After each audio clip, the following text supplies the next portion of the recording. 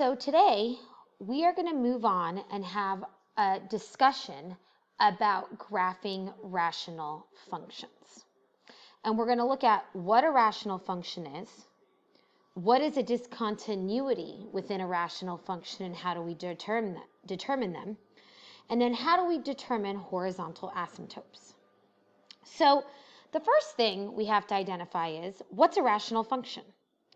And rational functions are functions that can be written in the form f of x is equal to p of x over q of x, where p of x and q of x are polynomial functions. What's important about this is to recognize that a rational function is a fraction. So now we're going to be looking at fractions made up of a polynomial in the numerator and a polynomial in the denominator. Now, what's important about this is because we have a polynomial in the denominator, we have some major limitations. This q of x cannot ever equal 0 because then we would have an undefined function.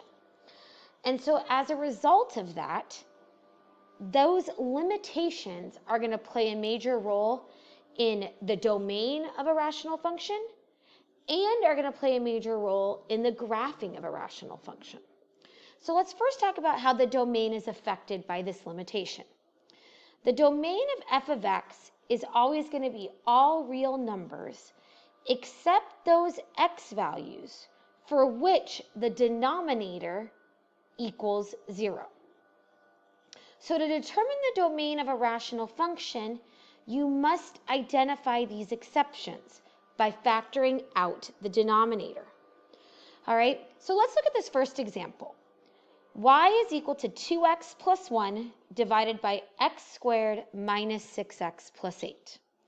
All right, what's important to notice in this example, and I'm going to zoom in a little bit, what's important to notice about this example is this is absolutely a rational function because we have a polynomial in the numerator and a polynomial in the denominator.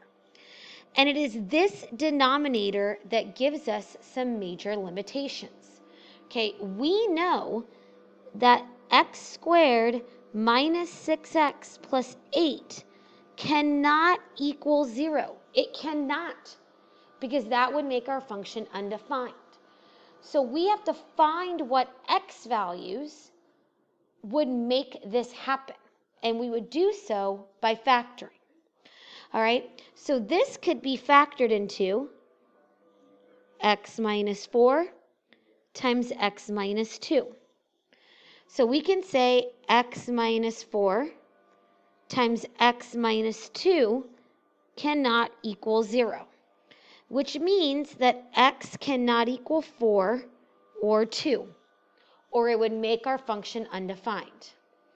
As a result of that, we could say our domain is all real numbers except 2 and 4. But we know we're not going to write it that way now in honors pre-calc. Okay? So we would write it in interval notation. And it would be negative infinity to 2, 2 to 4, and 4 to positive infinity. All right? And we have brackets next to the 2 and the 4 because those cannot be included. Every other x value can be plugged into the denominator and not yield an undefined function. Now, I'd like you to do the next one on your own. Y is equal to 3x over 2x squared minus 18. Identify the domain.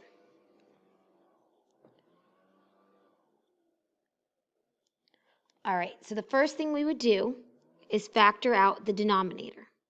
Now in this case, you could factor out the GCF of 2 and get x squared minus 9. And we should identify that as a difference of 2 squares of x minus 3, x plus 3. So because all we are concerned about is the denominator, we set the factors in the denominator cannot equal 0. So 2 times x minus 3 times x plus 3 cannot equal 0. So x minus 3 cannot equal 0, and x plus 3 cannot equal 0. So x cannot equal 3, and x cannot equal negative 3. All right? So prior to Algebra 2, we would have wrote all real numbers except negative 3 and 3. But we have to write it in interval notation. And it's always smallest to largest. And so our domain would be from negative infinity to negative 3 to 3, and 3 to positive infinity. And remember, because x cannot equal 3 and x cannot equal negative 3, we have parentheses, not brackets. Now, this method, okay, of identifying these limitations of the denominator is also going to be used, all right, when we identify the different types of discontinuities that can occur with rational functions. And there's two types of discontinuities. There's a removable discontinuity and a non-removable discontinuity. And when we say a removable discontinuity, this is also known as a hole or a point of discontinuity. All right? Whereas a non-removable discontinuity is known as a vertical asymptote. So, what's the difference between the two? The main difference is why one is considered removable versus one being non-removable is whether it can be canceled out in the function, all right? In order for it to be a removable discontinuity or a point of discontinuity or a hole, all right, the factor is canceled out with the numerator. All right, and I'm going to give you an example of this. It would look something like this. Let's say when our entire function was in simplest form for factoring, okay? We know here that x cannot equal a or negative b. All right, we know that because that would yield a 0 in the denominator. Well, this factor of x minus a can cancel out, which means that a would be a removable discontinuity or a hole. And you're going to hear me refer to it more and more as a hole as we go throughout these lessons.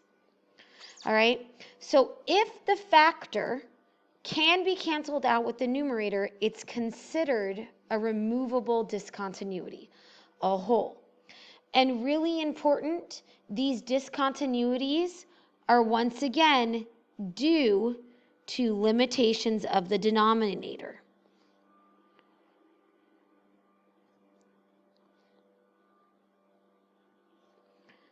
All right. Now, a non-removable discontinuity does not get canceled out, all right? And that's important. The factor is not canceled out with the numerator. So, if we go back to this example, as above. All right, we know that x cannot equal a or negative b, and we know x minus a gets canceled out. But we're still left with x plus b in the denominator, which means that negative b is a vertical asymptote. It is non-removable.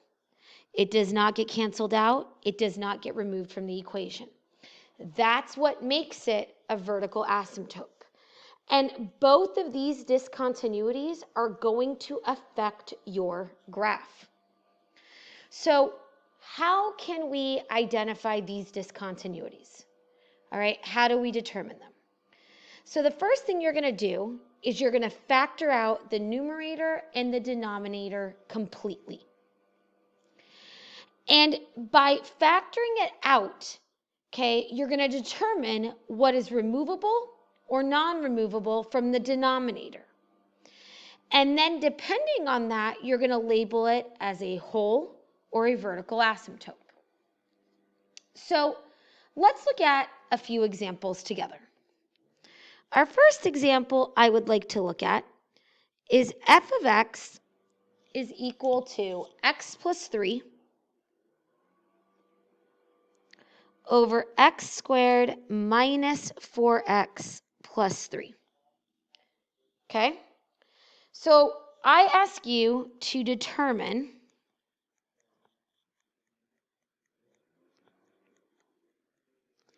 the discontinuities.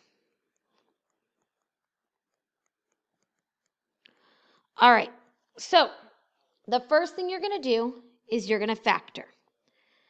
F of x is equal to x plus 3. Okay, that's already simplified in the numerator.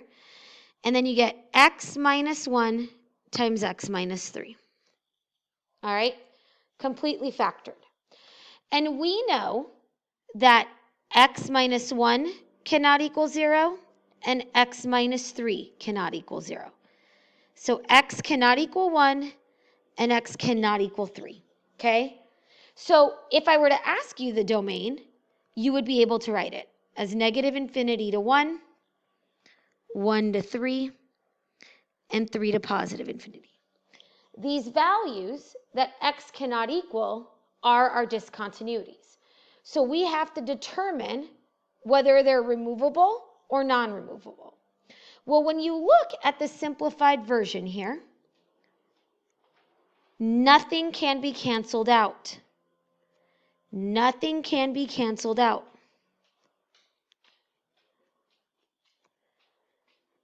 So because nothing can be canceled out, both of them are non-removable, which means that x equals 1 is a vertical asymptote and x equals 3 is a vertical asymptote. And you can have an unlimited amount of vertical asymptotes in the denominator. Okay? Let's look at another one together. All right? Let's say I asked you to identify the discontinuities, and it could be discontinuity or ease, of y is equal to x plus 1 all over x squared plus 3x plus 2. All right, so step 1, we're always going to factor. All right, so the numerator can't be factored here, but our denominator can to x plus 2 and x plus 1. So here we can say x plus 2 cannot equal 0, x plus 1 cannot equal 0. So x cannot equal negative 2 and x cannot equal negative 1. Now, with step 2, what we notice is something can simplify. Something can cancel out. And that's x plus 1. Okay? Because x plus 1 can cancel out. All right? The 0 from that factor is the removable one. So x equals 1 is removable. It's the whole. All right? I'm sorry, x equals negative 1. But x plus 2 cannot be removed. So x equals negative 2 is non-removable. It is the vertical asymptote. All right? So it's important to remember If it can be canceled out, that 0, that undefined value is the whole, okay? It is removable. Whereas the one that can't cancel out is non-removable, which is the vertical asymptote. All right? All right, so I'd like you to do one on your own, okay? So the example I'm going to give you is y is equal to x squared plus x minus 12 all over x squared minus 4. All right, and I'd like you to tell me the domain, and I'd like you to identify the discontinuities. Now remember, you can have one discontinuity, you can have two discontinuities, and it could be one vertical asymptote and one whole. It could be two vertical asymptotes. It could be two wholes. There's no limit to that.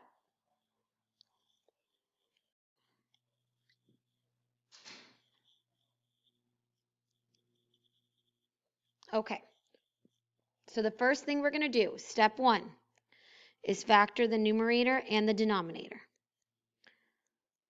So x plus 4 times x minus 3 all over x plus 2 times x minus 2, the difference of two squares. Then we're going to see what our denominator can't equal by setting our factors equal to 0. And we know it can't equal 2 or negative 2. Now, nothing can be canceled out.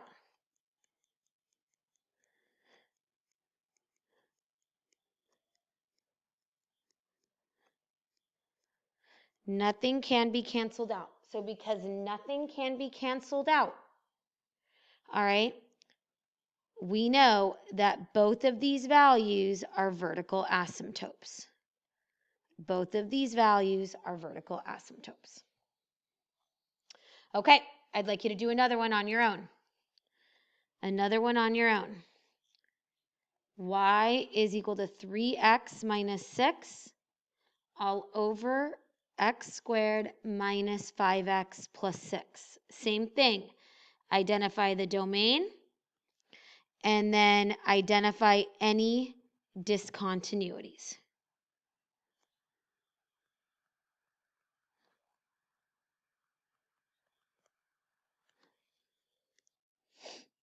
All right, so first step, factor.